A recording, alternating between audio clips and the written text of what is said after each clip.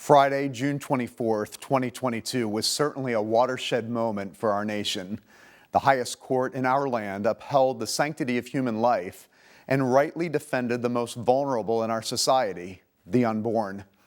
After 49 years and the cruel slaughter of more than 63 million babies, the U.S. Supreme Court has finally reversed its 1973 decision, Roe v. Wade. By overruling Roe, the Supreme Court has finally acknowledged that the greatest civil authority in the United States is the Constitution. This is extraordinarily good news for all Americans, and especially the unborn. But while it means justice for some preborn children, others remain at risk. The reversal of Roe means the issue of abortion will be left to the democratic process at the state level. This decision immediately triggers laws in 13 states greatly limiting abortion, and we will likely see fast legislation to protect the unborn in 13 more. But the battle is far from over. New York State, for instance, has enshrined abortion at any stage of pregnancy right up until birth in its constitution. Dick's Sporting Goods, for another example, has promised its employees up to $4,000 to help them travel to other states to have abortions. This is nothing short of demonic evil. I believe we will continue to see the increased wickedness of the pro-abortion movement in the weeks and months ahead. But the reversal of Roe is also a watershed moment for the church. This is something for all Christians to celebrate. We prayed this day would come, and it has. I'm personally grateful for the men and women who have courageously led the way, including our founder and my pastor as a young man, D. James Kennedy. The church is the hope of the world and has been advancing a culture of life for the past 2,000 years. Whether it's been defending the unborn, the orphan, the widow, or the slave, we have been driven by the cardinal truth that all human beings are created in the image of God. Our worth and value is not based on what we do, but in who we are. From the moment of conception, we are fearfully and wonderfully made.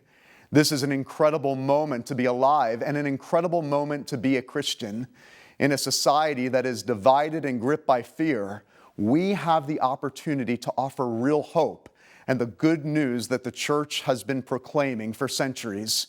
We have the opportunity to speak the truth in love concerning the sanctity of human life.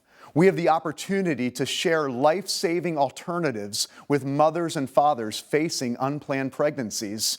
We have the opportunity to volunteer and support our local pregnancy centers and other pro-life organizations.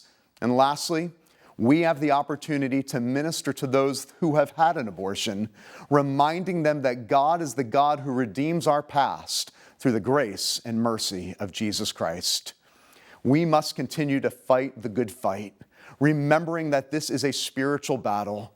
Scripture tells us we are not waging war according to the flesh, for the weapons of our warfare are not of the flesh, but have divine power to destroy strongholds. The Supreme Court decision was an important part of this process. Our laws must reflect a moral and just society, and Christians must be leading the charge in this cultural moment. But changing the laws of our country is just part of the solution. I'm not interested in just making abortion illegal, but doing everything possible to make it unthinkable. Who is going to carry the flag for the unborn? Who is going to stand in their defense? That responsibility falls on us, and the Bible clearly says that our call is to the least of these, to defend those who literally cannot defend themselves. So this is a call to anyone who claims to be a follower of Jesus Christ. Let's continue to overwhelm the darkness with the light of the gospel and advance a culture that values all human life from the moment of conception. As the scripture says, let justice roll down like waters and righteousness like an ever-flowing stream.